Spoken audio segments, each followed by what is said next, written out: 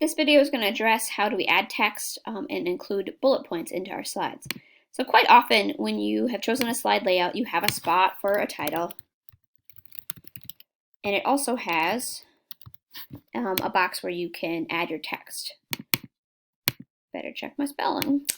Okay, but here in this layout, it doesn't, and I still like the colors. I like the way that this slide is laid out. So how can I add either a text box or bullet point? If I just go here to insert text box, it's going to default to the font and probably a smaller version of what some of these other text boxes would be. So this one was 18, but it at least shows the same font. So I can click in here and I'll just bump this up to 18 to match my other text boxes.